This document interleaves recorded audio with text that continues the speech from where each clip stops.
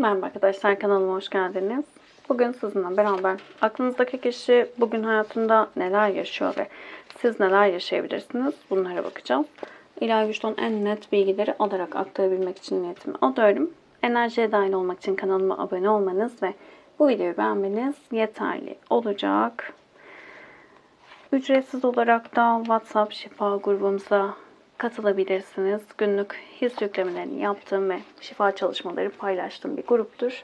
Açıklamalar kısmından linke tıklayarak gruba dahil olabiliyorsunuz. Hemen başlayalım. Öncelikle aklınızdaki kişi bugün hayatında neler yaşıyor dediğimizde genel enerjisi başlangıç enerjisi diyebiliriz. Gün enerjisinde daha çok böyle yeniliklere kendini açtığı bir gün olacak diyebiliriz. Tekrar zaten diğer kartlarla beraber o alana dokunuş yapacağım. Ağacın ruhu olarak geliyor. Kökleri sağlam bir temel oluşturuyor. İlişkiler, hayat, sağlık ve huzur uyandıran bağlar sıkılaşıyor dedi. Titreşim, üzüntü ve yükseliş kartı. Güzel. Şimdi hayatında bir süredir sıkıntılı bir süreç yaşanmış olabilir aklınızdaki kişinin. Ama artık özellikle köklerle ilgili. Kökler nedir? Aile, ikili ilişkilerdeki o bağ kurma enerjisidir. Şimdi bu noktada aklınızdaki kişinin artık bu yaşadığı durumları geride bırakmak istediği bir süreçte olduğunu söyleyebiliriz.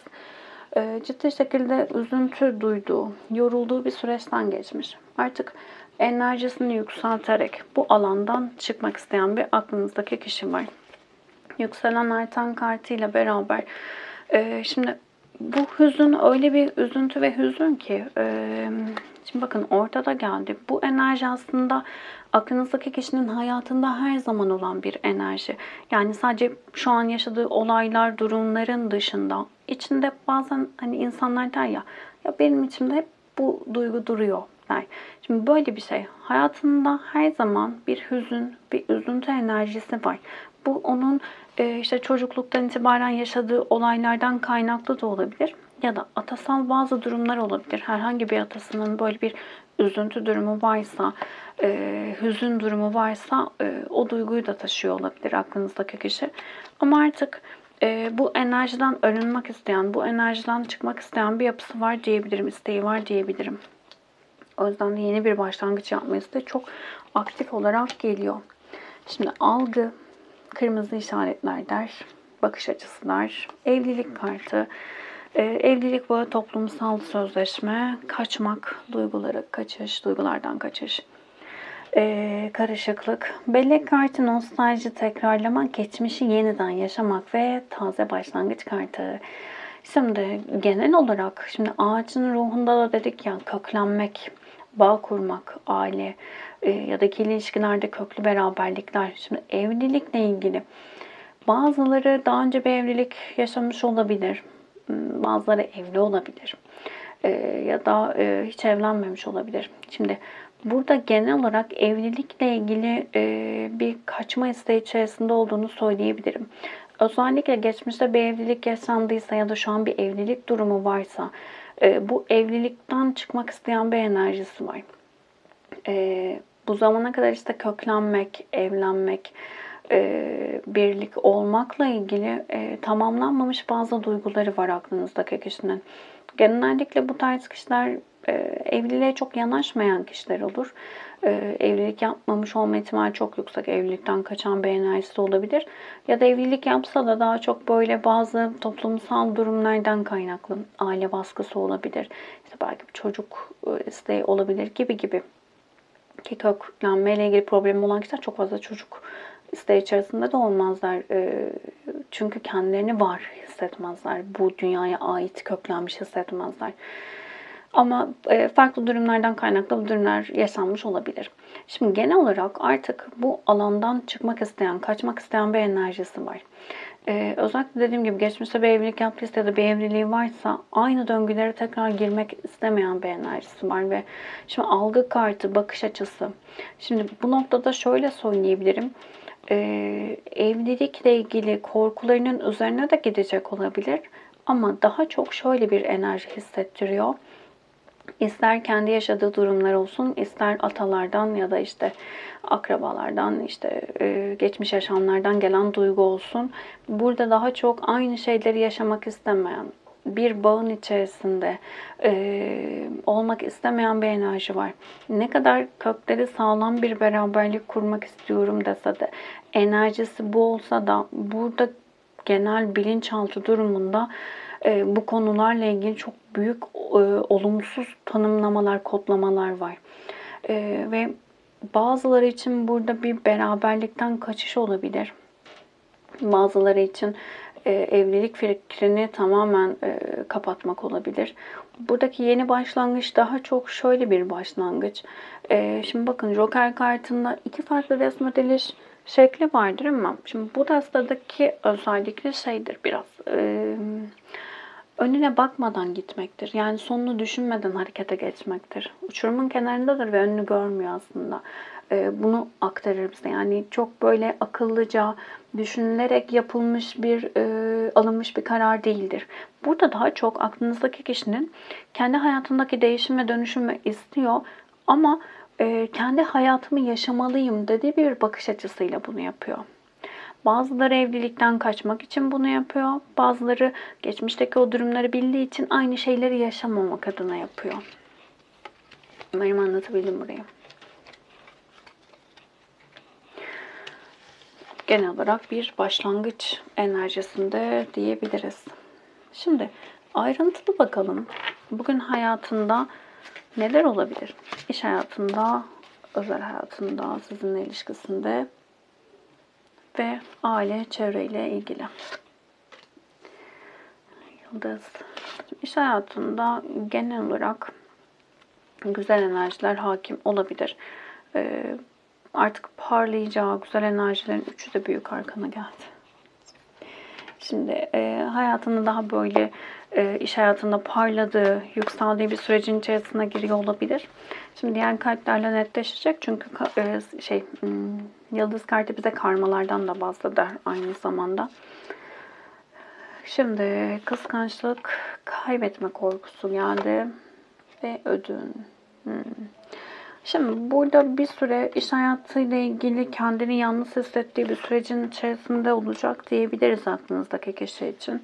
Şimdi burada isteklerine, arzularına ulaşmak isteyen bir enerjide.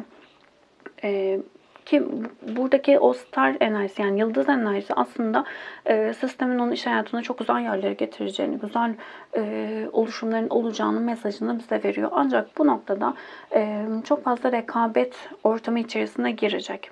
Ve burada kendinden ödün vermesi gereken bir durum ortaya çıkıyor. Bazıları için çok fazla zaman vermesi gerekecek olabilir iş hayatına. Özel hayatını arka plana atmak zorunda kalacak olabilir bazıları için. Bazıları için de bazı şeyleri kaybetmeye göze alması gereken bir durum ortaya çıkaracak olabilir. Genel olarak baktığımızda aklınızdaki kişinin iş hayatında güzel gelişmeler oluyor. Kendini böyle yükselttiği, yükselişe geçtiği bir sürecin içerisinde ama burası birazcık zorlayıcı olacak. Etrafında onu geriye çekmek isteyen, kıskançlık gösteren, rekabet yaratan kişiler olacak ve biraz bir süre kendinden ödün vererek bu kişilerle mücadele etmesi gerekecek. Şimdi sizinle ilişkisinde neler olabilir dediğimizde üzüntü ve bağışlanmak kartı. Şimdi burada şöyle toplumsal bazı konularla ilgili zıtlaştığınız bir sürecin içerisine girmiş olabilirsiniz. Burada toplumun kabul gördüğü doğrular, yanlışlarla ilgili bir sınanma içerisinde olabilirsiniz. Yani acı çekilse de, yani aklınızdaki kişinin düşüncesi olarak söylüyorum, enerjisi olarak. Yani acı çekilse de, üzüntü yaratan bir durum olsa da, birbirinizden uzak kalmanıza sebep olsa da doğru olan bu dediği bir durumun içerisindesiniz. Bir kart daha alacağım. Netleştirelim.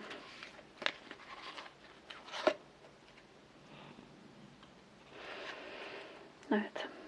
Yani burada şöyle diyebiliriz. Açık konuşmayla problemlerin çözülmesi gerektiğine dair bir inancı var. Yani burada açıkçası onun sizden bir anlayış beklediği bir süreç içerisinde olduğunuzu söyleyebilirim. Yani örnek olarak veriyorum. Karşı taraf evlidir ve siz Örneğin boşanmasını istiyorsunuzdur. Burada bazı etkilerden, bazı durumlardan kaynaklı bunu yapamayacağını, toplumla ilgili bazı durumlardan kaynaklı bunu yapamayacağını söylüyor olabilir. Bu konularda böyle açık konuşmayla aradaki sorunları ortadan kaldırma isteği içerisinde olacak. Şey gibi düşünebilirsiniz, yani işte artık devam edemiyoruz çünkü şu durumlar var gibi bir enerji var. Bilmiyorum burayı anlatabildim mi ama ya da bunu yaşamış olabilirsiniz. Bu enerjisi daha devam ediyor diyebilirim. Yani size şunu söylemiş olabilir. Evet, yani seni seviyorum, seninle olmak istiyorum ama şu an yapabileceğim bir şey yok ve en doğrusu bu ilişkiyi bitirmek demiş olabilir örneğin. Burada mutlu olduğu bir enerji yok açıkçası ama doğru olanın bu olduğunu söyleyen bir bakış açısı var.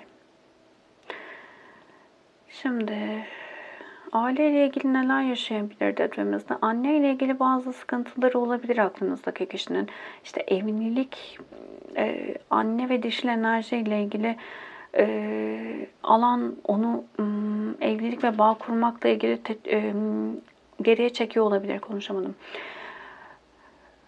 Burada öyle bir şey var ki, yani dediğim gibi ya evlilikten çok büyük bir korkusu var ya da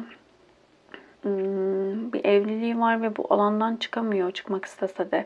Ama açıkçası net söyleyebileceğim, bu kişi evlilik insanı değil düşünce olarak şu an. Bilinçaltında o kadar evlilik ve bağ kurmakla ilgili olumsuz inançlar var ki bu kişi için evlilik uygun değil gibi.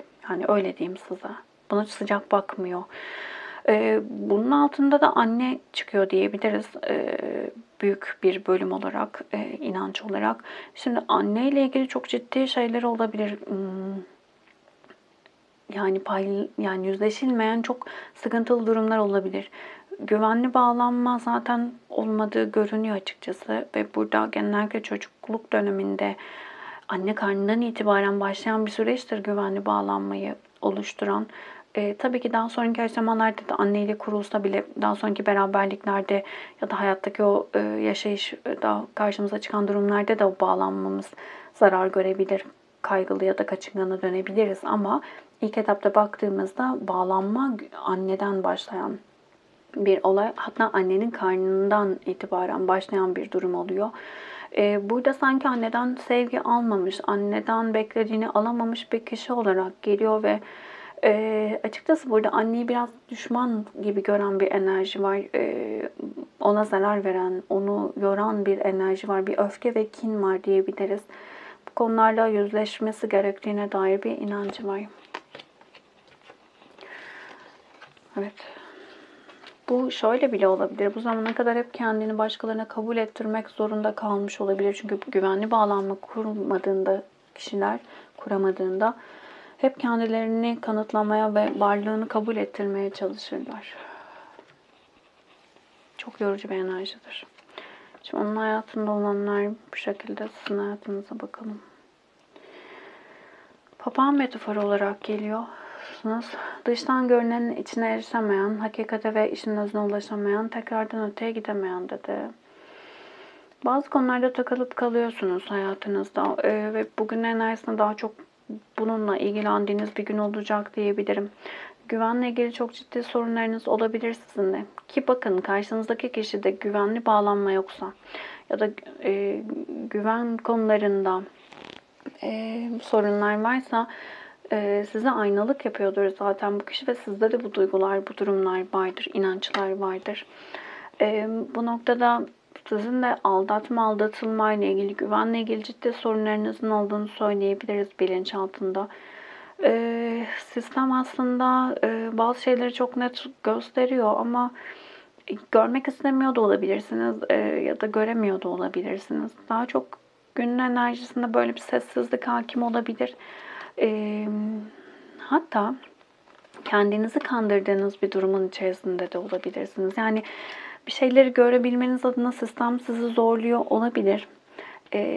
Yaşadığınız şeyleri değerlendirmeniz ve artık net olarak görmenizle ilgili size fırsatlar sunuluyor olabilir ama görmekten kaçıyor ve kendinizi kandırmaya çalışıyor olabilirsiniz. Ama çok net bakın, ilahi zamanlama ikisi de aynı şeyden bahseder. Uyanış kartı çok ciddi şekilde hayır diyorsunuz ama bunu evete çevirmeniz gerekiyor. Sistem diyor ki bak, doğru zaman bu. Bu alanı şifalandırabilmek için sana çok büyük bir fırsat verdim. Tılsıması, çözülemeyen sorunların çözülmesi, mutluluğa dair size sunulan bir fırsattır. Bu her türlü. Çünkü güvenle ilgili örneğin bir sorun varsa onu çözdüğünüzde özel hayatta da iş hayatınızda da güvenle ilgili yaşadığınız tüm sorunları ortadan kaldırırsınız. Ve birçok alanda. Şimdi bu noktada çok net bir şekilde aldatma, aldatılma konuları, güven konusudur altta yatan. Aldatılmış da olabilirsiniz, aldatmış da olabilirsiniz. Kendinizi de aldatıyor olabilirsiniz. Bu noktalara bakmanız gerekiyor. Kendimde neyi görmem gerekiyor? Burada bazılarınız aldatıldığını öğrenip susmuş olabilir ya da bazı aldatılma durumlarına şahitlik edip susmuş olabilir. Bunları sorgulamanız gerekiyor. Burası böyle çok bir alan. Sanırım dünkü açılım da böyleydi. Sizinle ilgili çok ciddi mesajlar geliyor. Ve sistem diyor ki bak, sana söylüyorum, yap. Gizli yol. Keşfetmek, yeni bir yöne gitmekten bahseder. Sonuç kartı bir çözüm elde etmekten ve uyanış hayır kartı geldi.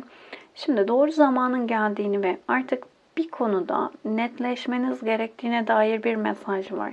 Diyor ki bağlantınız için uyanış, gerçekleşme, ilerleme. Artık ne istediğini çok net farkına varmalısın. Özellikle örnek olarak aldatıldınız bu ilişki içerisinde, biliyorsunuz, sustunuz. Ama içten içe bunu kabul edemiyorsunuz ve ilişkide sorunlar çıkıyor. Bunu bunu çözümlemeniz gerekiyor. Konuşamadım. Bunu artık netleştirmeniz gerekiyor. Ya da sizi aldattınız. Buradaki aldatma gibi de olabilir. Örneğin işte karşı taraf evli olabilir. Eşin haberi olmayabilir. Böyle bir durumun içerisine girmiş olabilirsiniz. Burada artık netleştirmeniz gerekiyor bazı şeyleri diyor. Çünkü şu anki bulunduğun durumdan mutlu ve memnun değilsin.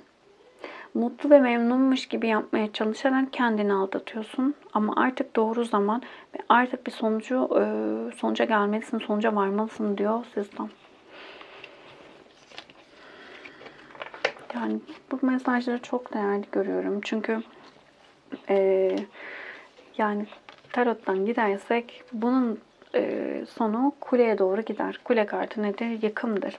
Bunu yaşamamak adına şu an farkındalığımızı yükseltip o alana bakmakta fayda var diyebilirim. Bir mesaj alalım bu konuyla ilgili.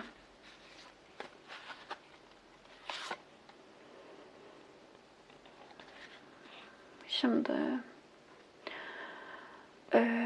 ya açıkçası burada hizmet etmekten bahseder. Ve şöyle bir mesajı vardır.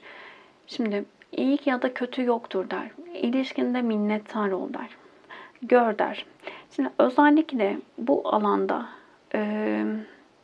üçlü bir durumun içerisindeyseniz, karşı tarafı yargılıyorsanız, karşı tarafa kötü kelimeler kullanıyorsanız ya da işte ilişkinizin içerisinde sorunlar var ama siz sürekli karşı tarafı suçluyorsunuz. İşte onu yapmadı, bunu yapmadı, şöyle.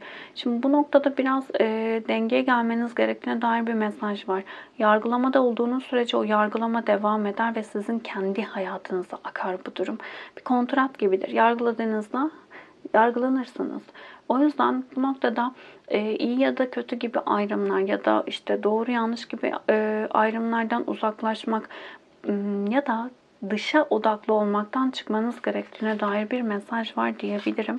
Yaşadığınız şeylerin farkına varıp şükretmeniz gerekiyor. Biraz şükür eksikliği de geliyor diyebilirim burada. Yaşadıklarınız ve daha önceki durumlarla ilgili şükretme ile ilgili bazı eksiklikler olabilir. Şimdi bunun yanı sıra ya küçük adımlarla harekete geçmeniz gerektiği ile ilgili ve yardım istemeniz gerektiği ile ilgili bir mesaj var. Şimdi hepsini toparlayacağım. Yanlış vaatlerde de. Yani şöyle, karşınızdaki ilişkinin zorluklarını ya da size sunulanları güzel değerlendirmeniz gerekiyor. doğru ya da yanlış demeden size bir şey sunulduysa sizin bunu kabul edip etmeme hakkınız vardı, şansınız vardı ve kabul edip devam ettiyseniz eğer, şimdi bu noktada karşınızdaki ne suçlamaktan kendinizi çekmeniz gerekiyor, öyle diyelim. Küçük adımlarla ya şifalandırmak adına harekete geçmeniz gerekiyor ilişkide ya da yardım istemeniz gerekiyor. Şimdi burada en başta şükür eksikliğinin olduğunu da söyledik ya. Şimdi evet, böyle bir durumun içerisindesiniz. Belki yanlış şeyler düşündünüz, yanlış vaatlere kandınız ya da doğru olanın bu olduğunu düşündünüz. Tamam, bu alana girdiniz. Burada bu alanı şifalandırabilmek sizin elinizde. Küçük adımlarla şifalanabilmek adına harekete geçmeniz gerekiyor. Yardım istemeniz gerekiyorsa yardım istemeniz gerekiyor. Ama en net mesaj, yargılamayı bırakıp yaşadığınız gerçekliği görmeniz gerekiyor. Birçoğunuz burada görülmesi gerekeni maskeliyor olabilirsiniz. Kendinizi kandırma odaklı gidiyorsunuz bu ilişkide. Çok net bir hani muhasebesini yapmak derler ya, işte bana getirdikleri, benden götürdükleri. Böyle bir değerlendirme yapabilirsiniz. Bu ilişkideki gerçekten görülmesi gereken şey ne? Size neyi gösteriyor? Buna odaklanmanız gerekiyor. Hangi alanı şifalandırmanız gerekiyor? Çok çok önemli diyebilirim. Kolektif bir açılım. Hepsiyle uyumlanamayabilirsiniz ama içerisinden mesajlar almaya odaklanın lütfen. Videoyu beğendiyseniz beğen tuşuna basabilir. Abone değilseniz abone olabilirsiniz. Teşekkür ederim vakit ayırdığınız için. Başka videolarda görüşmek üzere. Hoşçakalın.